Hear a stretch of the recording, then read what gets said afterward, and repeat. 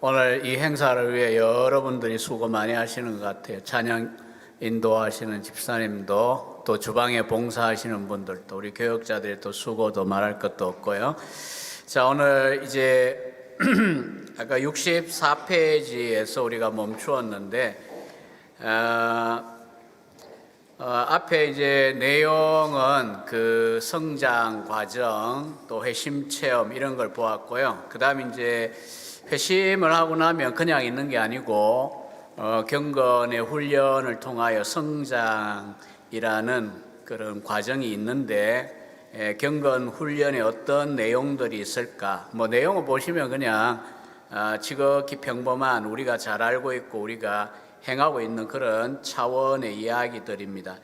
특별히 첫 번째 경건 훈련의 내용이 말씀 섭취라고 하는 용어로 되어 있는데요. 이 각주를 전부 이제 밑에다 달면 너무 복잡해져서 다 뒤로 가 있는데, 이 영어로 바이블 인테이크 40일 각주에 보면 나와요. 하나님의 말씀을 듣거나 읽거나 연구하고 암송하는 것 전체 차원을 포함하는 게 말씀 섭취라고 하는 용어에서 담고 있는 내용입니다. 특히 그 서던 베프티스트 신학교에 지금은 계신지 모르겠는데 도널드 휘트니라고 하는 영성 신학자가 이제 에드워즈에 대한 연구를 특별히 많이 했는데, 그리고 이제 에드워즈의 영성에 대한 책도 쓰기도 하고요. 좌우지간 그분이 쓴 표현입니다. 바이블 인테이크, 말씀 섭취라고 하는 거고요. 성경의 실체를 체험적으로 알고 깊이 사랑하게 되는 계기는 결국은 이 회심, 혹은 뭐 나중에 보면 에드워즈는 중생, 회심, 회개 다 같은 것으로 볼 겁니다. 어쨌든 거듭나지 않고 말씀을 뭐 깊이 알고 또 체험적으로 알고 이게 불가능하겠죠. 회심을 하고 난 다음에 이제 성경을 좋아합니다. 성경을 읽고, 이런 부분도 굉장히 체험적인 용어죠. 자주 모든 단어가 내 마음에 와닿았다 이런 표현도 쓰고요. 내 마음속에 있는 생각들과 성경의 달콤하고 능력 있는 말씀이 조화를 이루고 있음을 느꼈고, 문장마다 강한 빛이 비치는 것과 같이 영혼을 새롭게 하는 양식이 되는 것을 경험을 합니다. 그래서 이제 가끔씩은 문장 때문에 그냥 머물러 가지고 어떤 말씀들은 멈추어서 그걸 이제 묵상하고 그 안에 뭔가 빠져가지고 누리는 이런 체험들을 합니다. 이게 무슨 말인가도 오해스럽긴 한데, 그래도 우리가 성경을 그냥 단순히 그냥 이해하고 외우고 이런 정도로 끝나서는 안 되잖아요. 아마 우리가 찬송은 늘 그렇게 불러요. 달고 오묘한 뭐 그 말씀, 생명의 말씀은 이렇게 하는데 달던가요? 무슨 염소도 아니고 종이 풀 뜯어먹고 있는 느낌, 쓴맛 나고 있지 않는가요? 참 쉬운 이야기가 아니죠.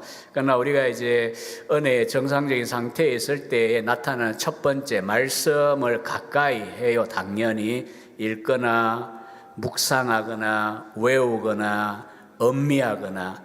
그 분주하고 바빴던 윌리엄 윌버포스 같은 18세기, 19세기 영국의 국회의원, 그 평생에 걸쳐서 영국 쪽에서 노예제도를 없앤 그런 정치가잖아요. 그런 사람도 주의를 지키고 또 성경 묵상하는 걸 굉장히 좋아했어요. 그리고 시편 119편을 다 외웠다라고 하는 기록을 제가 읽어봤어요. 그걸 외우면서 176절이거든요. 뭐 아는 분은 아시겠지만 그거 외우는 사람은 제가 흔히 하는 이야기로 저자하고 윌버폴스밖에 없을 것이다 이렇게 늘 이야기해갖고 교인들을 달구었더니 어느 날 권사님이 그걸 다 외웠어요. 안 놀라요? 여기는 기본인가요? 여러분 176절 어떻게 외워요? 시편 119편 외우는 사람 보셨어요? 근데 윌버폴스는 외웠다고요. 정치가지만. 그리고 한 바퀴 이렇게 걸으면서 묵상하고 음미하고 그러면서 하나님 주시는 그 담대함이나 견인하시는 힘을 느끼고 했는데, 이건 뭐 에드워즈만의 문제는 아닙니다. 우리에게 꼭 필요한 차원이고요. 그 다음에 1724년 21살 때 일기에 보면 내가 성경을 가장 많이 읽었을 때 가장 생기가 넘치게 되고 가장 기분이 좋은데 지금까지 보아서는 어떻게 그런 일이 일어났는지 모르겠지만 단지 그런 일이 일어났다는 것을 말할 수 있다. 이런 고백도 하고요. 그 다음 결심문 70개 레졸루션 이야기에 앞서 63번 완전한 그리스도인 이야기했는데 28번에 보면 성경을 아주 꾸준하게 지속적으로 자주 연구하자. 그렇게 해서 깨닫고 쉽게 이해한 지식을 바탕으로 자라가자라고 하는 결심을 하는 걸 봅니다. 에드워즈가 목회 중에 이제 그 처남에 써든 건지 선물 받았던 어쨌든 간에 에드워즈 소유가 된 그 자기 성경이 있어요. 그래서 이 영어로 제가 지금 여기다 씁니다. 블랭크 바이블이라고 불려요. 블랭크 바이블. 에드워즈 그 센터가 예일 그 모교에 가면 있습니다. 이 에드워즈 연구의 중심이고요. 또 요즘은 안 가도 그 인터넷 사이트에다가 73권 분량의 출판을 다 못했어요. 전집을 73권 분량의 모든 자료가 그걸 인터넷에다가 론칭을 해놨어요. 그래서 이제 접근할 수 있는데 요거는 출판이 되었습니다. 1, 2권으로 2권을 출판되어 있는데 전집에 거기 사진을 보면 이렇게 성경이 이렇게 있으면 요 인쇄된 본문과 사이에 중간에 간지를 다 집어여 놨어요. 간지 중간에다 종이 메모지 같은 걸 이렇게 같이 꿰매 가지고 만들어져 있어요. 그래서 그 메모지에 보면 빡빡하게 에드워즈가 그 깃털펜이라 그럽니다. 이게 이제 깃털펜 그 찍어 가지고 글 쓰는 그래서 아마 오래 가는지도 모르겠습니다. 그런 형태의 성경 전부를 그렇게 해놨고요. 이게 이제 모아가지고 그 주석한 내용만 모았을 때에 한 500페이지쯤 되려나요? 그만큼 방대한 그런 자료를 남겨놓고 있습니다. 그만큼 에드워즈는 이 킹 제임스 버전 그 성경을 중심으로 묵상하고 설교 준비도 하고 이렇게 했고요. 물론 이제 이분은 당시에 이제 수준대로 헬라어, 히브리어 원 텍스트를 잘 읽고 또 잘 해석할 수는 있었습니다. 이 성경과 관련된 게 첫 번째 경건 훈련의 요목이고요. 두 번째는 당연히 따라오는 게 기도입니다. 회심을 체험하면 앞서 본 대로 이 그냥 묵상 기도만 한 게 아니죠. 이 한국 사람 스타일이라 그러는데 아니요. 소리 내어 기도하는 거 서양 사람들도 그렇게 합니다. 다만 이제 한국 스타일, 코리안 스타일 이렇게 표현하는 거는 주여 삼창하는 겁니다. 이거는 이제 그 우리나라 사람들이 어쩌면 만든 거라고 볼 수 있고요. 근데 이제 이게 선교사들 중에는 태권도도 그냥 딴 나라 가도 태권 하듯이 우리 기도합시다라고 하는데 러시아의 어떤 선교사는 주여 삼창을 시키는 선교사도 있다 그래요. 러시아 사람들에게. 그게 이제 한국 스타일이고요. 소리를 크게 내고 부르짖고 이런 것 자체가 이상한 게 아니에요. 왜냐하면 시편에 이미 소리를 부르짖고 있고 그런 거잖아요. 그래서 이제 이것도 사실은 영적인 훈련에 있어서 뭐 묵상기도만 옳다, 또 혹은 뭐 소리 내어 기도하는 것만 맞다, 이런 논쟁이 사실은 불필요합니다. 묵상도 돼야 되고 또 통성으로 기도하는 것도 가능하고 혼자 소리 내어서 기도하는 것도 가능해야 될 겁니다. 어쨌든 그렇게 기도하고요. 그 다음 이제 개인 이제 목회 중에도 보면요, 이 양반의 특징이 13시간을 서재에 있어가지고 욕먹기도 하고 뭘 한 거냐 매일. 일단 일어나면 개인 기도 시간을 가지고요, 아침과 저녁 시간에 식사 때 가족들과 기도회를 가지고 그렇게 했습니다. 은밀한 기도의 시간을 많이 가졌고요. 심지어 이제 자신의 회중에 대하여 설교하면서 나중에 이런 표현을 씁니다. 자기가 회심했다라고 착각을 하면서, 그러니까 거짓된 회심이죠. 왜냐하면 종교적인 기독교 국가에 태어났으니까 자기가 신자인 것처럼, 우리도 이제 교회 안에 살아면 이럴 수 있잖아요. 종교인인데도 신자인 것처럼 착각할 수 있는데, 알 수 있는 길 중에 하나가 개인적으로 은밀한 기도를 하지 않는, 기도를 늘 빼먹는, 물론 뭐 참 신자여도 때로 기도가 느슨해질 수 있지만 에드워즈는 이런 경우에 대하여서 헛된 소망, 당신이 회심했다라고 하는 그런 헛된 소망을 버리라고 충고를 합니다. 여러분이 하나님께 간구하기를 그만두었다면 하나님의 자녀라고 자기 멋대로 상상하는 걸 멈추어야 된다, 이렇게 이야기하고요. 그리고 또 이제 기도의 이제 종류 중에 하나가 금식 기도입니다. 참 집사람도 많이 아프고 저도 이제 여러 가지로 이제 몸이 안 좋으니까 안타까운 것이 철야가 불가능하고요. 철야했다가는 이게 머리가 빽 돕니다. 그 다음에 한 가지는 금식을 할 수가 없어요. 새끼를 먹어야 약을 먹고 살기 때문에 참 안타까워요. 그러나 이제 기본적으로 정상적인 신자들의 삶 속에는 기도가 있고, 그리고 특별한 형태인 금식 기도라고 하는 게 있고요. 또 특별히 개인만 아니고 에드워즈는 특별한 상황일 때에는 교회의 운영위원회의 동의를 해중교회이니까 당연히 없어요. 그래서 운영위원회 동의를 얻어가지고 금식일을 선포를 합니다. 우리가 미국 교회사나 미국 옛날 그 영화를 보시면 알겠지만은 금식 같이 하는 이런 시간들도 가지고요. 그 다음에 브레이너드 생애와 일기를 출판할 때도 딴 의도가 없어요. 브레이너드를 높이자는 게 아니고, 브레이너드가 자기가 생각할 때 1차 대각성 때 성령의 강한 역사를 뉴잉글랜드의 많은 사람이 경험했는데 대표적인 모델 케이스로서 제시한 거예요. 그래서 신앙감정론하고 1749년에 나온 브레이너드의 생애와 일기, 우리말은 복 있는 사람이 나왔고요. 10년 전에 나올 때 제가 번역 감수자 역할을 해서 전체적으로 따듬고 했는데, 이 생애와 일기는 이 짝이에요. 짝. 하나는 에드워즈가 신앙론에 대하여 굉장히 신학적이고 성경적으로 대작을 썼다면, 브레이너드 생애와 일기는 자기가 편집은 했지만 실제 내용들은 선교사 29의 이 폐결핵으로 인하여서 앞서 오후에 이야기했듯이 항생제나 이런 진통제 전혀 누리지 못하고 살던 시대에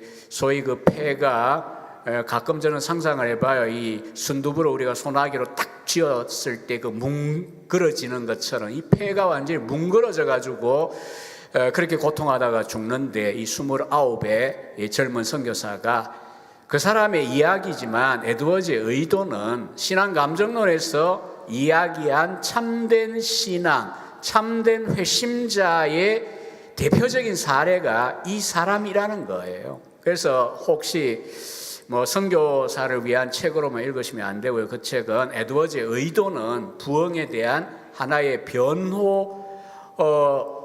할 수가 있습니다. 그래서 이 에드워즈가 브레이너드 칭찬을 할 때의 하나가 바로 기도하는 것, 또 엄밀한 기도, 금식에 대한 이야기를 하고요. 그리고 18이 아니고요, 10대의 소녀에게, 더브라 헤드웨이라는 소녀였는데 그 신앙생활에 대하여 20가지 가까운 권면을 에드워즈 목사님이 옆에 이제 목회자가 없는 마을에, 서필드라는 마을에서 질문을 했기 때문에 성실하게 거기에 대해 편지로 답을 한 게 있어요. 그 에드워즈 전집 16권에 보면 이제 개인적인 글들하고 이 편집글들이 다 영어 전집에 모아져 있는데 그 가운데 있습니다. 그 중에 한 항목이 뭐냐 하면, 어려움에 처해 있거나 너나 남을 위하여 특별한 기도를 해야 하는 경우가 있을 때에는 어떻게 하라고 권하냐 하면, 하루 나를 잡아가지고 혼자 엄밀히 기도하고 금식해라, 이런 권면을 하거든요. 그러니까 이 금식은 단지 구약의 경건 훈련의 목록이 아닙니다. 신약도 예수님이 금식을 하지 말라고 한 게 아니잖아요. 윗선을 떨지 말라는 거죠. 나 굶었어 이렇게 폼 내고 다니지 말라는 거잖아요. 폼이 딴 게 아니고 안 씻고 그냥 초췌한 모습으로 그냥 다니는 거, 그거 하지 말라는 거였잖아요. 자, 그 다음에 세 번째는 공부와 글쓰기입니다. 어릴 때부터 공부하기 좋아하는, 책 읽기 좋아하고 또 말하고 토론하고 이런 걸 좋아했던 집안에 자란 덕분에 아주 어릴 때부터 에드워즈는 책 읽는 거하고 글 쓰는 것이 익숙했고요. 1750년에 잠깐 앞에 연대를 조금 주목해 보세요. 너무나 감사합니다. 이 화이트보드보다는 이게 훨씬 여러분들에게도 잘 보일 것 같아요. 1703년에 태어났고 27년에 외할아버지가 목회하고 있던 노샘프턴이라고 하기도 하고요, 노스햄턴이라고 표기를 하기도 하는데 여기에 목회를 합니다. 50년까지. 50년 6월 22일에 공동의회에서 230대 23으로 그때는 여자분들이 참여할 수 없던 시절입니다. 남자들이 230명이 야 그만둬 이렇게 이제 표결을 한 거예요. 그래서 이제 그 목사직이 끝이 나고요. 57년 다음에 51년부터 57년 사이에 그 스톡브리지에서 인디언 선교사로 있다가 당시에 프린스턴 앞에 이름이 뉴저지 대학이라고 그랬죠. 거기에 학장으로 초대되어 이제 58년 초에 갑니다. 그리고 2월에 예방 접종을 미리 보여주다가 3월에 죽었다 그랬잖아요. 여기 27에서 50년, 23년의 목회 기간 동안에 자 에드워즈가 이제 그 두 번의 여기다 이러면 지우는 걸 몰라 지나가겠습니다. 어쨌든 두 번의 부흥을 체험을 했었고요. 이렇게 쫓겨났을 때 7월 1일 날 고별설교를 합니다. 고별설교 내용도 아주 무시무시하죠. 번역되어 있으니까 한번 읽어보세요. 그걸 수요일 저녁에 한번 나눌까 이런 생각도 했어요. 어차피 여기 삼성제일교회라는 목회지기도 하니까 심판대 앞에서 서로 만나야 되는 목회자와 성도들입니다. 설교 제목이. 고별 설교하면서 그렇게 하면 아니 저는 이제 시골교회 목회할 때 10수년 전 에드워즈 초기에 열심히 읽을 때 제가 교인들 앞에 에드워즈 이야기하면서 새 설교를 제가 그 요약하고 살을 좀 붙여가지고 소위 리프리치라 그러는데 해봤어요. 근데 이제 진노하신 하나님 손 안에 있는 죄인들, 두 번째 천국은 사랑의 세계입니다. 세 번째가 바로 이 마지막 심판대에 심판대 앞에서 만나야 될 교인과 목회자, 이 설교도 제가 한번 나눠본 적이 있어요. 좌우지간에 이제 이렇게 하고 난 다음에 에드워즈의 고백을 보면 거기 67에 있잖아요. 나는 공부 외에 다른 일에 적합하지 않은 것 같다. 목회 23년을 하고도 이런 이야기를 하고 있고요. 그 다음에 1757년에 스톡브리지 인디언 선교 말미에 이사회에서 학장해 주세요. 이렇게 이제 지금같이 대단한 학교가 아니고요. 이 식민지 시대에 그냥 조그마한 학교들일 때죠. 하버드든 예일이든 그 외에는 학교도 없는 셈이고요. 그런데 이제 이 학장에 대하여 이제 주저하면서 썼던 그 이제 편지 중에 내용을 보면요. 자기의 은사를 판단할 때 자기는 말하는 것보다 스피킹보다는 라이팅, 글 쓰는 게 훨씬 나은 것 같다. 이런 이제 고백을 할 정도로 에드워즈는 공부하고 글쓰기 하는 데 있어서는 어릴 때부터 잘 훈련이 되어져 있습니다.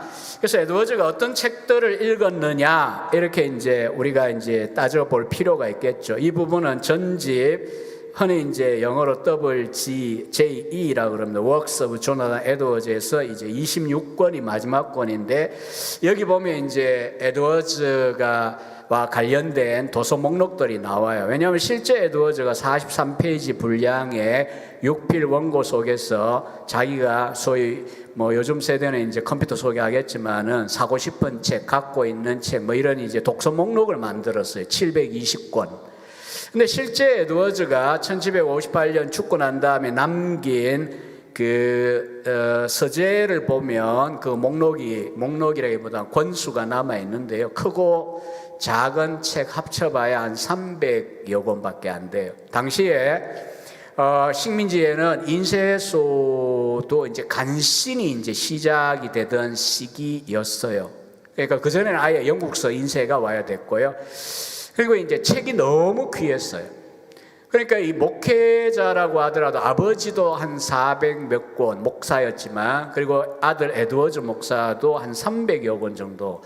아마 여러분 집에 웬만한 집에 특히 삼성제일교회 성도님들이 신앙책들 읽기 좋아하고 이런 분들 집에 개수 한번 헤아려 보세요. 책장 하나 아마 가득 채우면 한 200권 넘어갈 거예요. 많지 않습니다. 이 책이. 근데 제가 이제 약간 비애랄까요? 대조에 의한 그런 상대적 박탈감 이런 비슷한 거일 수도 있는데 저는 개인적으로 한 10,000권 가까이 됩니다. 이 서재가 무너지려고 할 지경인데 이 연구실에 한 8평입니다. 우리 학교가 준 연구실 큽니다. 외국에 비하면 이중 다 꼽혀 있어요. 한 번 수색하다가 포기하고 책 사는 경우도 있어요. 못 찾아가지고 그 한국 책이면은 그리고 이제 제자가 지나가다가 누가 시크하게 그러더라고요. 깔려 죽겠네 그러더라고요. 그래 참 악담을 해라 이렇게 반응하지 않고 제자니까 내가 뭐라 하겠어요. 뭐 학자가 책에 깔려 죽었다 해도 영광이겠네 그러고 말았어요. 근데 이게 문제가 아니고 이 대조가 문제가 아니고요. 존 오웬은 1216에서 83년 사이 영국에 살았거든요. 이 청교도의 경우에는요 3,000권을 소장하고 있었어요. 당시에 뭐 교부 문헌들이나 유대 랍비 문헌들까지. 그러니까 이게 시대가 지금은 다르지만 300년 전, 400년 전에 식민지 미국 땅과 정말 에드워드 스스로 쓰는 말이에요. 이 세상의 코너, 구석에 이런 표현을 쓰거든요. 그러니까 항상 이제 런던이나 이런 데도 사실 유학 가고 싶어 했던 게 에드워즈였어요. 근데 아버지가 아들 하나니까 멀리 못 보내죠. 요즘 같아도 외국 갈 때 좀 걱정이 앞서지만은 자식 보내려면은 그러나 당시에는 이거 뭐 못 볼 수도 있는 거예요. 배 사고 나서 죽을 수도 있고. 그래 하여튼 못 갔긴 했지만 구대륙에서 신학을 했던 오웬과 그 다음 세대에 태어났지만 이 에드워즈 사이에도 이렇게 혜택이 달라요. 대신에 에드워즈의 장점은 책이 많으면 다 읽느냐. 그래서 제가 이제 저 같은 경우에도 그래요. 가장 제가 연구실에 와서 나쁜 인간은 이거 다 읽었나요? 이런 사람. 속으로 10,000권쯤 되는데 니 같으면 다 읽겠나? 이렇게 말하고 싶은데 또 점잖게 이야기해야 되죠. 비치용 또 전시용. 비치에 가서 읽으려고 전시에 쓰려고 뭐 이게 다 농담입니다. 이게 책 좋아하는 사람들의 아니 그리고 실제로 뭐 한두 페이지 보기 위해서라도 살 수밖에 없는 책도 있고 샀는데 억울한 책도 있고 예전에 얼마 전에 산 책 보니 7만 원 주고 샀는데 내가 이걸 왜 샀냐 무천연설이 마귀의 가르침이라고 쓴 책을 괜히 사가지고 이런 것도 있고 한데 그러나 어쨌든 간에 이게 이제 권수가 적으면 나타나는 중요한 장점이 있어요. 그거를 열심히 숙독해가지고 소화를 시켜요. 그냥 대충 읽지 않아요. 자료가 많으면요. 특히 뭐 인터넷 자료 많이 갖고 있는 거 하나도 자랑 아니잖아요. 왜냐하면 소화가 안 되잖아요. 우리 같으면 로고스 이런 10,000권, 20,000권 가진 사람도 있거든요. 표도 안 나요. 사모님들 표도 안 나게 17,000권이면 집 한 채 날린 거거든요. 근데 하여튼 간에 그거 읽냐고요, 문제는. 근데 이 에드워즈의 경우에는 이런 책들이 거의 완전히 소화가 되어버린 거예요. 그러면서 이제 대신에 뭘 하냐 하면 독창적인 생각을 깊이 했습니다. 우리가 책이 많다라고 하는 게 목회자들 이야기인데 제 경험상도 그런데 다 읽지도 못하고요. 충분히 다 읽지 못해요. 그리고 생각할 틈이 없어요. 왜냐하면 좋은 자료들 읽으면 뭐 내 생각보다 좋은 생각이 더 많은데 굳이 뭐 생각하고 있겠어요? 자꾸 이제 주체적 사고하기보다는 자꾸 매여요. 그래서 노이 존스도 설교와 설교자에서 한 말이 그거죠. 책 왜 읽냐? 그거 그냥 거기에 노예가 되고 매달리라는 게 아니고 stimulate, 영어는 stimulate라는 말을 썼어요. 자극을 받도록 하기 위한 생각에 자극을 받는 것. 그래서 에드워즈는 이렇게 많지 않은 책들이지만 어릴 때 아버지 서재했던 청교도 저술들을 주로 많이 읽었고요. 그 다음에 이제 대학에 갔을 때는 예일대학 도서관 해봐야 당시에 800권을 다머라는 사람이 기증을 했는데 그게 일종의 획기적인 사건이 될 만큼 대단했어요. 그러니까 도서관이 빈약한 거죠. 800권 사실 많지 않거든요. 도서관에 들어오기에는. 그래서 이런 책들 읽고요. 그리고 이제 당시의 계몽주의 책들도 읽었고, 특히 이제 68페이지 하단에 보면 청교도 신학책 외에 윌리엄 에임스의 신학의 정수 우리말로 나와 있죠. 17세기 청교도 신학의 대표적인 교이학이고 윤리학이죠. 이런 책들을 아예 당시는 책이 안 많으니까 이게 외워야 되는 그런 시스템이었어요. 우리나라 사서삼경 외우듯이 그 당시 교육이 외워요. 그래서 선배가 지나가다가 라틴어니까 메둘라 사크라이 테올로기아의 뭐 몇 권 1, 2권인데 1권 뭐 17장 외워봐 이러면 이제 라틴어를 외워야 돼요. 안 외우면 이제 수치를 읽고 이렇게 되는 식으로 하니까 철저하게 외우고 숙지하고 있고요. 그 다음에 우리말로 이제 출간되고 있습니다. 페트루스 판 마스트리그트의 이론적이고 실천적인 신학 대작이죠. 가장 에드워즈는 이 책을 성경 다음으로 좋은 책으로 여겼습니다. 스위스 또 제네바의 17세기 신학자인 프랑스와 트레티누스의 변정신학 강요, 우리말은 1권 나오다가 지금 멈추었습니다. 2, 3권이 나와야 되는데 소식이 없고요. 이런저런 이제 책들 이야기는 여기서 지나가겠습니다. 이런 청교도 책들, 개혁주의 신학자들의 책들, 다만 이제 당시에 이제 그 어떤 이유 때문인지 칼빈의 기독교 강요를 이렇게 많이 읽고 이런 흔적은 보기는 어려워요. 왜냐하면 청교도들이 이미 다 소화하고 더 개진을 했기 때문에 그 정도의 만족을 하는 걸 볼 수가 있고요. 에드워즈는 이와 같은 훈련들 외에도 홀로 있는 시간들, 효과적인 시간 관리들 등등 다양한 그런 경건 훈련의 요소들을 가지고 있습니다. 처음에 이제 목표했던 대로 이 세상에 가장 그 그리스도의 그 형상을 닮고 드러낼 수 있는 완벽한 그리스도인이 한 명이 있고, 하나님이 만약 내가 열심히 추구해서 내가 가능한 것이라면 그러고 싶다. 이게 나쁜 소원은 아니죠. 자기가 꼭 그렇다고 주장한 게 아니라 그런 사람이 될 수 있다면 내가 그런 사람이 되기로 하자, 이런 결심이니까요. 그러니까 이제 시간도 효과적으로 이 에드워즈는 사용을 했고요. 그 다음에 이제 그 훈련에 필요한 다양한 그런 그 은혜의 방편들을 열심히 사용합니다. 신앙감정론도 적극적 표지 11번인가요? 보면 뭐 어정쩡하게 적당하게 만족하는 것은 참된 회심의 증거가 될 수 없습니다. 적당하게 만족할 수 없어요. 구하고 찾고 두드리고 달려가고 전심 노력하고 또 전력 투구하고 이런 것이 오히려 중생한 사람이 성화의 과정에서 10배나 더 강조되고 있다라고 하는 이야기를 에드워즈가 하고 있는데, 에드워즈는 실제 자신의 개인적인 삶 속에서 그걸 보여주고 있는 인생입니다.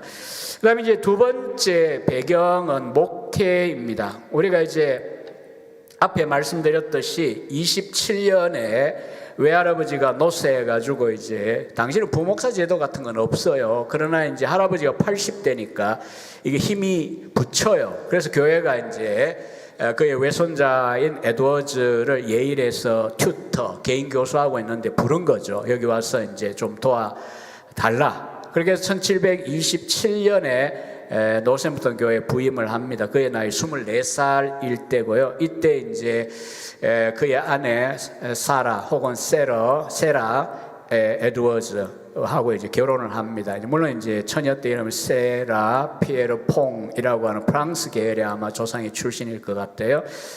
그래서 이 에드워즈가 이제 결혼도 하고요. 목회를 시작을 해가지고 1750년까지 23년간 한 지교회의 담임 목회를 합니다. 제가 이제 미국 지도까지 그리려니까 좀 어설프긴 한데, 이렇게 이제 그 뉴잉글랜드가 6개주인데, 밑으로 가가 차례 그리겠습니다.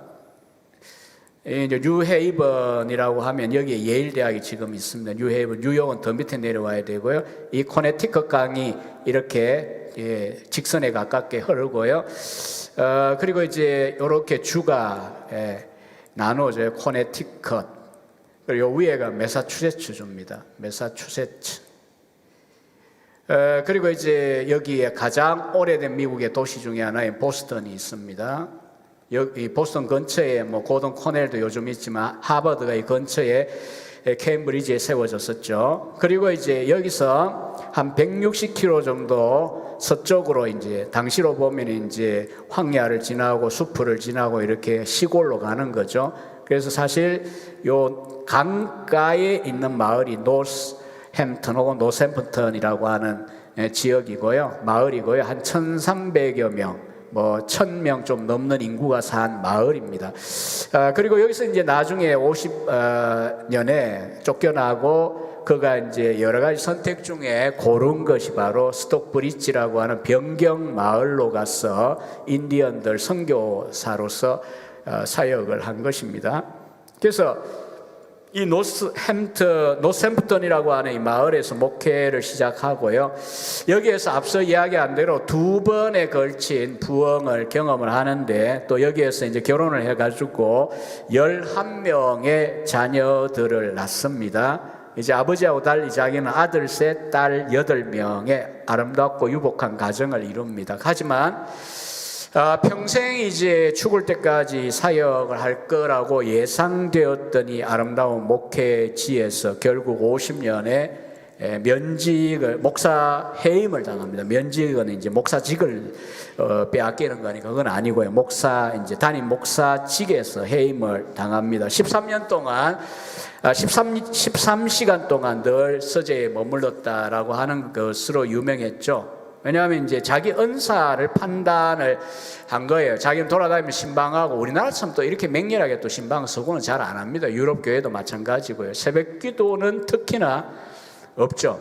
우리나라의 길선주 장로부터 시작한 거니까 뭐 저는 새벽 기도 나쁘다고 생각 안 합니다. 목회할 때도 열심히 설교도 하고 했지만은, 자, 어쨌든 이 목회 기간 동안에 에드워즈, 그 다음 페이지 가면요, 2번의 성령의 강한 임재를 경험하는데, 코네티컷 강 유역 계곡 마을들의 부흥입니다. 여기 이제 앞에 그렸던 요 그림을, 그림도 아니고 뭐 하여튼 간에 제가 그래도 이게 어느 정도로 윤곽은 맞아요. 매사추세츠는 이렇게 직사각형으로 반듯하게 되어 있고요. 보스턴이 해안선에 있고요. 그런데 이 강을 따라 가지고 1734년, 35년에 이 부흥이 일어났을 때 이 노스햄턴부터 시작해서 강을 따라 있는, 당연히 당시의 마을들이 강 주변에 형성이 되었겠죠. 수십 개의 마을로 이 부흥의 역사가 소위 불붙듯이 옮겨져 갑니다. 그래서 이 코네티컷 강 유역 계곡의 부흥이라는 표현을 쓰고요. 그냥 줄여가지고 노샘프턴 부흥 이렇게 쓰기도 합니다. 에드워즈가 1729년에 할아버지가 돌아가시고 담임 목사가 되었고요. 몇 년 동안은 자기는 충만하고 자기는 그 목회 사역에 충실하게 사역을 하지만, 당시에 노샘프턴 교회는 영적으로 메마르고 둔감한 상태였어요. 할아버지 때도 거의 뭐 61년인가 목회했는데, 그 기간 동안에도 5번이나 영혼의 추수라고 이름 붙인 부흥의 시간들이 있었지만은, 이제 할아버지가 노쇠하고, 아무래도 그 노쇠하고 목회에 대해서 이제 관심을 이제 기울일 만한 여력이 없으면 아무래도 교회가 방치가 되기 마련이고 어려움이 생기죠. 특별히 청년 세대들의 영적인 관리가 안 되었어요. 그냥 뭐 술집에 모이고 음담 패스를 즐기고 이런 식이고, 교회는 형식적으로 교인들이 나오고 이런 형태였는데, 그가 목사가 되고 난 다음에 이 5년 혹은 부목사로 부임한 것부터 치면 7년이 되었을 때에 갑자기 공동체 가운데 각성이 일어납니다. 그냥 평범하게 교회 다니던 그 회중들 속에 1734년 봄 젊은 청년하고 결혼했던 젊은 여자가 죽습니다. 아시듯이 100년 전까지만 해도 우리나라도 영아 사망률도 높고요, 젊은이들도 많이 죽어요. 존 오웬 경우에는 10명인가 자녀를 낳았는데 자기보다 뒤에 서바이브한 자녀가 없어요. 아마 한 명 있었나 없었나 모르겠는데 없어요. 다 일찍 그냥 영아 때 죽거나 청소년 때 죽거나 청년기에 죽거나. 왜? 이게 뭐 워낙 의료가 발달이 되지 않은 상태이다 보니까 쉽게 죽는 거예요. 항생제도 없고 이러니까. 근데 뭐 젊은 여자 그 부인이 죽었다, 뭐 그냥 있는 일이에요. 근데 이게 어떻게 계기가 돼요? 하나님의 역사죠. 하나님이 타이밍으로 쓰신 거죠. 마을 청년들이 충격을 받은 거예요. 아, 이거 뭐 젊어도 죽는 거구나.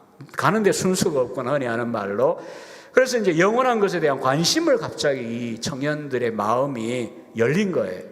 그리고 이제 그런 시기에 에드워즈가 그 이신칭의론이라고 하는 주제로 목요일 날 강좌가 있었어요. 교회가 우리처럼 새벽은 없지만은 수요기도회, 금요기도회도 없고요. 주일 날 오전 오후 설교가 있고 목요일 날 청교도 강좌를 하는데, 그 강론 시간에 2주에 걸쳐서 이신칭의론을 강론을 했어요.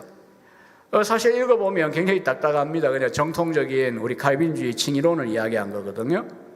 근데 이게 이제 강렬하게 사모함이 있으면, 예컨대 어떤 사모냐 하면 우리도 죽을 수 있는데 소위 주님을 만나고 심판대 앞에 설 준비가 됐냐라고 하는 이런 질문을 하면서 도대체 내가 하나님 앞에 설 수 있는 그런 자격을 어떻게 얻냐, 이런 관심을 갖고 있는 각성된 거죠. 그게 각성된 회중에게 이 딱딱해 보이는 이 강론이 불을 붙인 거예요. 왜?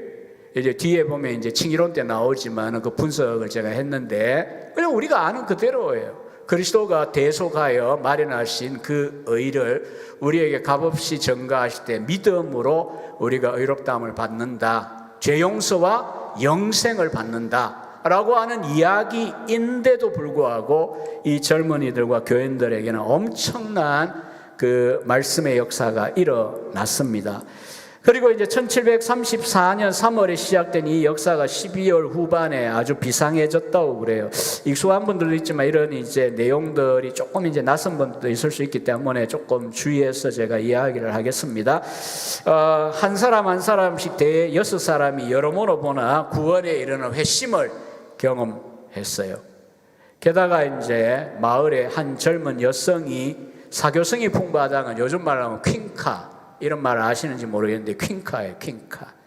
제가 그래서 이제 이번에 4번을 읽으면 옆에다 이렇게 써놨어요. 만약 BTS 멤버 중에 한 명이나 아이유가 회심 체험을 한다면 우리 한국에 어떤 일이 일어날까? 지금 그 이야기예요. 그 마을의 퀸카예요, 이 여자가.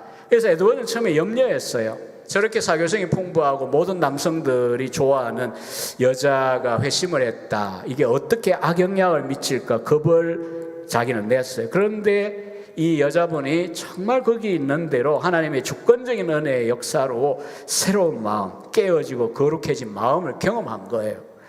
그리고 우려와 달리 이것이 마을에서 그때 있었던 어떤 계기보다도 강력한 계기가 되어버린 것입니다. 남녀노소 빈부귀촌을 마련하고 신앙적인 일이나 종교는 19세기까지는 신앙이나 종교나 같은 말로 이해하시면 됩니다. 요즘은 이제 종교하고 신앙을 구분하는 세대지만 어쨌든 기독교 강요할 때 크리스천 릴리전을 칼빈도 썼거든요.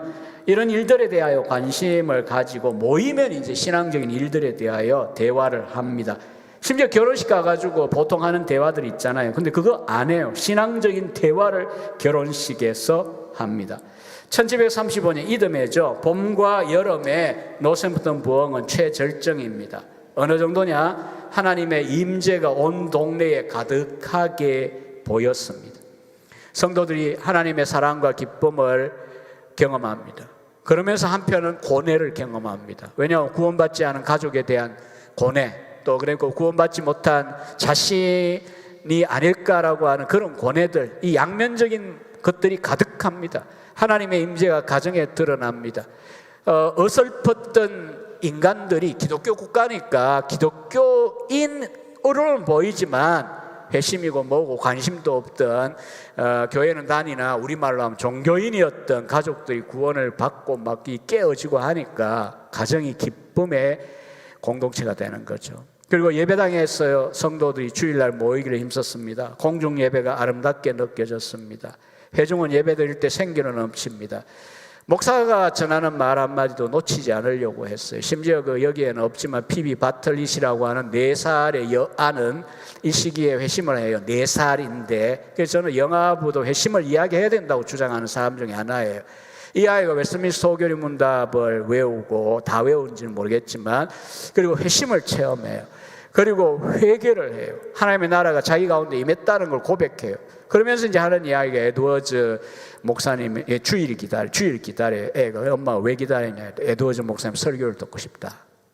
그리고 성도들이 집에 와가지고 신앙적인 이런 시기에는 신앙적인 이야기를 하잖아요. 평소에는 마지못해 하지만 이 영적으로 각성이 되면 신앙적인 일에 정말 그 우리가 좋아하는 달콤한 이야기처럼 이야기를 하기 시작하거든요.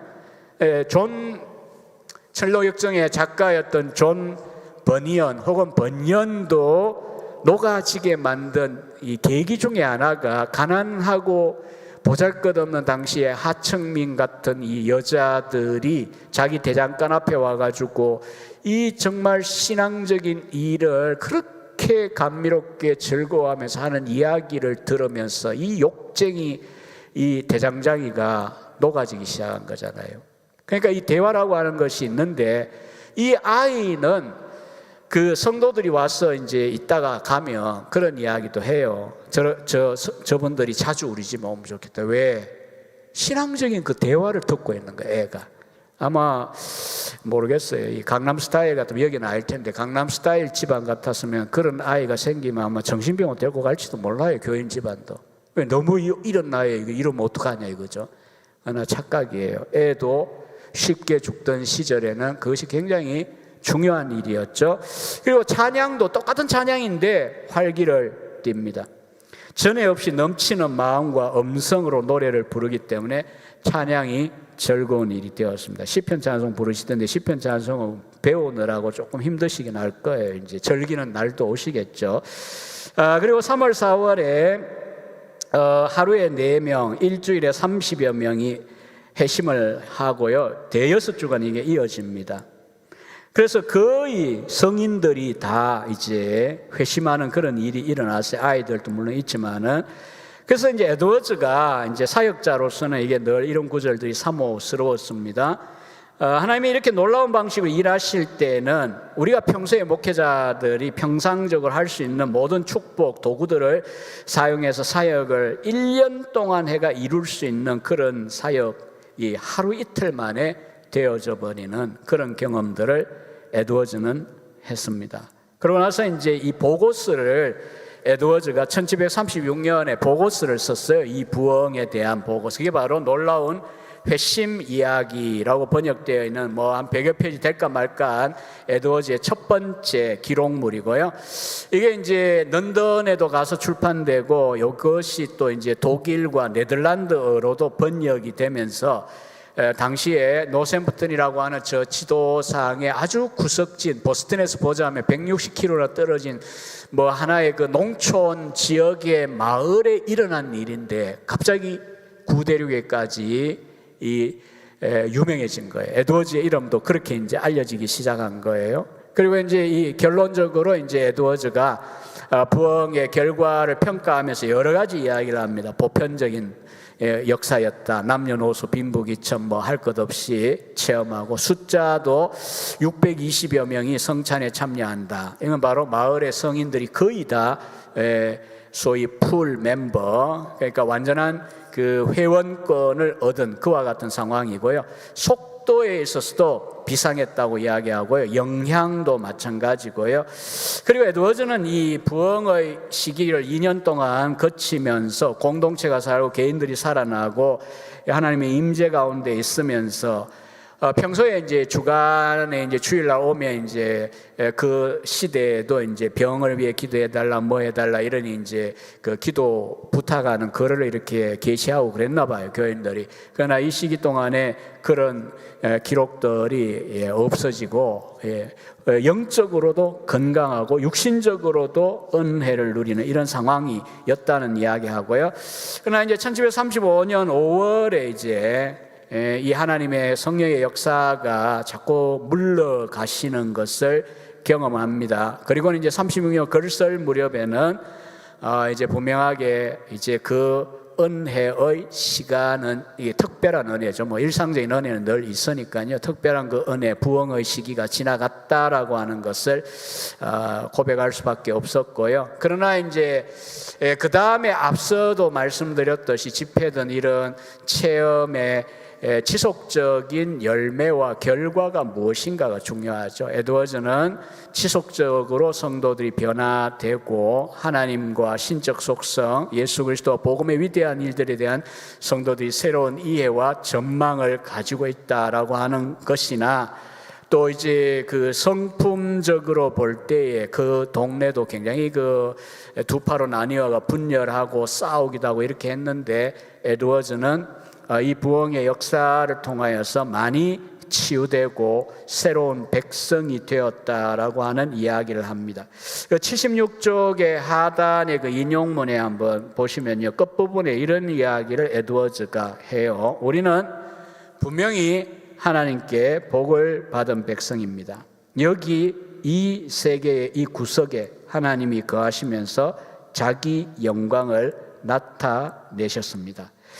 우리가 항상 그렇습니다. 유명해지고 성공하고 나면 뭐 당연히 그러고 어레 그러고 이렇게 이제 당연시합니다. 하지만 이 시점에서 에드워즈와 노샘프턴 공동체를 생각하신다면 그게 당연한 게 아닙니다. 그냥 뉴잉글랜드에 있는 수많은 마을들, 시골, 보스턴은 대도시니까 뉴욕이나 보스턴은 요즘식 이야기하면 소위 뭐 서울권이고 당연히 훌륭한 목사들이 많이 있고요. 큰 교회들이 있고 한데, 근데 저 하찮은 시골 마을에서 이런 개념으로 읽으셔야 돼요. 다음에 이제 에드워즈나 노샘프턴이 어떻게 유명해지고 중심이 되고 이야기는 그 다음 단계인 거지, 에드워즈의 이 고백이 그냥 지나가시면 안 돼요. 수많은 목회자들과 신자들이 에드워즈의 이 시점에서 생각하셔야 돼요. 이 세계의 이 구석에 하나님이 거하시면서 자기 영광을 나타내시고 우리가 하나님께 복을 받은 백성이 되었다. 저도 뭐 이제 시골 마을도 목회를 보고 도시에도 뭐 규모는 600여 명 모여도 뭐 사실은 그다지 뭐 부촌도 아니었고요. 뭐 전문직인 논문도 거의 없고 이런 교회였지만, 그러나 이 에드워즈를 이렇게 읽으면서 마음 가운데 소망을 품게 되는 거예요. 왜? 하나님께서 찾아오시고 일하시고 역사하시는 데는 그런 게 별로 관계가 없어요. 하나님의 부흥의 역사, 은혜 주시는 역사, 주권적인 역사에 대하여 하나님은 찾아오세요. 그러니까 에드워즈의 감격이 거기에 있고 우리에게 소망을 준다는 점입니다. 자, 그러고 난 다음에 이제 35년에 이 노샘프턴 부흥은 끝나고요. 그 다음에 이제 찾아오는 게 1740에 1차 대각성인데, 이거는 노샘프턴 주변에 몇십 개 마을 정도가 아니라 뉴잉글랜드 전체, 그러니까 매사추세츠나 그 밑에 코네티컷 주에 그 많은 지역에 성령의 역사가 다시 임하는 상황이거든요. 물론 이제 요 5년 사이에 에드워즈는 개인적으로 앞서 읽었던 그런 은혜의 체험도 하고요. 본인은 이제 교인들을 이제 목회를 계속 지속적으로 하면서 회심했다고 생각했는데 회심의 열매가 어느 순간 보니까 아니다라고 보이는 분들이 또 생기기 시작했죠. 그러니까 굉장히 회심의 이야기는 좀 들떠 있다면 이제 그 다음 단계로 가면서 에드워즈는 좀 더 신중해진다고 볼 수 있어요. 그래서 이제 그 열처녀 비유 설교 같은 걸 하면서 기름 없는 등을 들고 있는 위선자와 같다라고 하는 통렬한 설교들도 시리즈로 하기도 했고요. 1738년에 그 유명한 사랑과 그 열매, 우리 서문강 목사님이 최근 개역본은 아마 고전 13장 사랑인가로 번역을 하셨을 거예요. 청교도 신앙사. 이 책도 굉장히 저는 추천하고 싶어요. 연속 강해입니다. 고전 13장. 왜 이 설교를 할까요? 성령의 역사를 경험한다고 할 때는 결국은 사랑이라고 하는 열매로 나타나야 한다라고 하는 것입니다. 어떤 체험이나 이런 것들이 아니고요. 그 다음에 39년 초부터는 우주적 구속사의 파노라마를 30회에 걸쳐 다루면서 이 구속사의 추진력이 바로 부흥에 있다라고 하는 것을 강하게 에드워즈는 보여주는 구속의 역사라는 강론을 또 진행하면서 무엇을 사모하냐 하면 하나님이 다시 뉴잉글랜드 또 혹은 자기 교회를 방문해 주시고 성령을 부어 주시기를 간절히 사모했습니다. 그러다가 이제 1740년이 되었을 때에 뉴잉글랜드 곳곳에서 성령의 역사가 드러났습니다. 이게 이제 1차 대각성이라고 불리는 이유는 앞서 소개해 드린 대로 단순히 뭐 몇십 개 마을의 영적인 부흥, 영적인 변화, 회심의 역사에서 이 정도가 아니고 6개 주에 있는 그 전 지역에 불바다가 된 거예요. 게다가 이제 가시적인 그 개혁까지로 가게 된다는 이 점에서 1차 대각성이라는 것을 마크놀이나 교회 사가들은 붙여주고 있습니다. 여기에 지도자들 가운데 길버트 테넨트 목사나 조지 휘필더와 같은 사람의 역할이 큽니다. 특별히 조지 휘필더 목사는 영국 사람이지만 이 뉴잉글랜드에 와가지고요, 그 순회 설교를 73일 동안 1300km를 다니면서 130회에 걸쳐 설교를 합니다. 그러니까 하루에 2번씩 교회당에서도 하기도 하지만 야외 집회를 했어요. 그리고 이제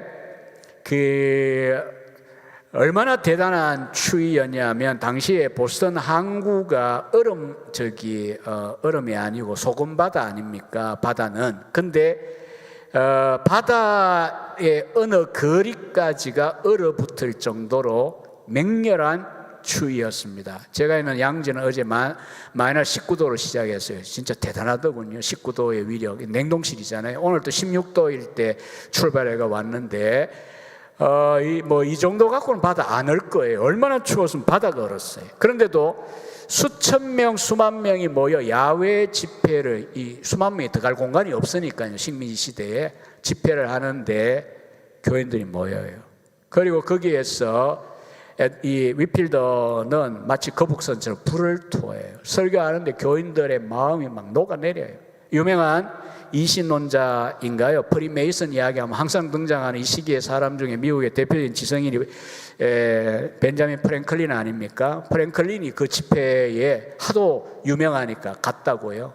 가가지고 이제 나는 절대로 저 인간한테 속아가지고 헌금 안 할 거다. 나는 감동 안 받을 거야 하고 갔다가 두 가지 버전이 있긴 한데 어쨌든 그냥 호주머니 비우고 왔다고요. 근데 위필드 설교를 듣고 있는 동안에 조지아주에 고아원 짓는 이런 것 때문에 헌금 거두고 했어요. 자기 가져가려는 게 아니고. 근데 이제 감동이 돼가 이 양반조차도 옆에 사람한테 돈 빌려가 헌금을 하고 왔다는 거 아니에요. 이게 얼마나 이 설교가 강력하면 그 추운데도 모이고, 그리고 이제 그 프랭클린 같은 그런 이성주의적인 이런 사람들의 마음이 막 녹아내리고 이렇게 했어요. 그래서 이제 교회 사가 중에 해리 스타우트 같은 사람은 위필더 전기 쓰면서 디바인 드라마티스트라는 제목을 잡기도 했습니다. 설교에 있어서. 그래서 에드워즈는 자기 교회에다가 이 위필더를 초대했습니다. 1740년 4일 동안 머물러 있었고요. 설교를 했는데 노샘프턴도 다시 부흥의 불길이 타오릅니다.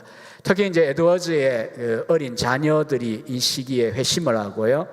그 다음에 그 두 방야에서 기록이 남아있어요. 에드워즈의 기록이 남아있고 반면에 설교하러 온 위필더의 일기책에 보면 이 부분이 나와요.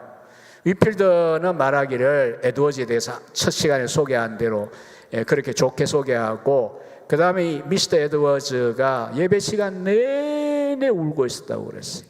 내내. 여러분, 이 아메리카의 가장 독창적인 사상가, 가장 깊은 생각을 했던 사람인데 페리 밀러 무신론자 인정할 정도로 이런 신학자의 목사가 이 대붕의 시기에 위필드의 설교를 들으면서 그것도 눈물 뭉클 찔끔이 아니고 내내 울고 있었다는 게 얼마나 놀라운 일입니까? 그만큼 영적인 이런 이제 소위 부흥이 다시 시작이 되고요. 1743년 12월 12일자로 보스턴에 있는 토마스 프린스 목사에게 요 40년, 41년, 42년 일어났던 부흥에 대한 보고서를 쓴 글이 또 부흥론에 번역이 되어 있습니다. 그래서 1741년 8월과 9월이 또 요 시기에는 노샘프턴의 가장 강력한 은혜의 시간이었습니다. 79페이지. 죄인들이 죄를 깨닫고 회심했고 신앙을 고백하는 자는 크게 부흥되고 소생하고 위로를 얻고 또 외부에는 엄청난 영향을 미치고요. 어린아이들이 또 성령의 강한 역사를 경험하고요. 그 다음에 회심을 더 느껴지게 가시적으로 자주 일어나는 것을 경험했습니다. 하지만 이제 이게 불이 붙으면 항상 인간적인 요소들이 또 개입을 하기 때문에 타락한 인간이다 보니 이게 이제 또 불이 잘못 붙기도 해요. 특히 에드워즈가 없던 시기에 강단을 맡았던 세무얼 뷰엘이라고 하는 젊은 목사가 사역하는 잠깐의 기간인데 이 노샘프턴이 약간 열광주의적인 경향을 가지게 되고요. 에드워즈는 이제 돌아와 가지고 그런 지나친 것에 대하여서 교정하기 위하여 수고를 많이 합니다. 그러면서 이제 에드워즈가 1742년 이 부흥의 마지막 무렵에 시작해 가지고 43년까지 연속해서 강론했던 것이 자기 교회 성도들에게 먼저 신앙 감정론입니다. 신앙 감정론이라고 교인들이 표현은 안 했겠지만은, 그리고 설교 원고는 남아 있진 않아요. 왜냐하면 나중에 이제 따듬어가 논문 형식으로 출판을 하고 난 다음에 원고가 사라지고 없어요. 그러나 어쨌든 중요한 건 그 내용을 읽어보시면 신앙 감정론이 원래 설교였다는 게 형태가 좀 남아 있습니다. 앞부분 특히. 그러니까 이런 이제 노력을 통해 에드워즈는 뭐냐 하면 그냥 열광주의가 되어서도 안 되고, 또 이제 광신주의가 되어서도 안 되지만 반부흥론자가 되어가지고 한쪽에 불이 지나치게 붙었다고 해요. 불을 끌려고 하는 소방수의 역할을 해서도 안 되고, 중요한 건 그럼 무엇을 해야 될까요? 분별이 필요하겠죠. 어떻게 분별할 거냐. 그래서 신앙감정론에 보시면 참된 신앙은 주로 거룩한 감정에 있다, holy affections에 있다라고 정의를 먼저 제시하고, 그 다음에 이제 2부에 가면 참된 은혜의 표지가 될 수 없는 12가지의 소극적인 표지들 말하고, 그 다음 3부가 적극적인, 그러니까 본질적인 표지들 이야기하면서 성령의 내주부터 시작해서 마지막 12번째 표지 실천, 열매 맺음까지 쫙 그 실타래를 풀어나가는 걸 볼 수가 있습니다.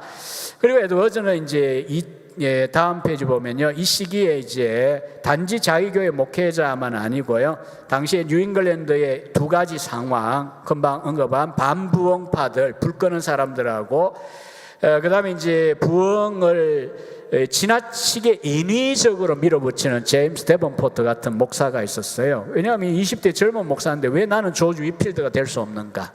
항상 시기와 질투는요, 나이 차이가 나버리면은 좀 덜해요. 어차피 뭐 존경할 만한 선배님인데 뭐 선생님인데 영적 아버지인데 이런 생각하면 뭘 질투하겠어요? 뭐 저 같은 경우도 마찬가지인데 그런 분들 질투 잘 안 해요.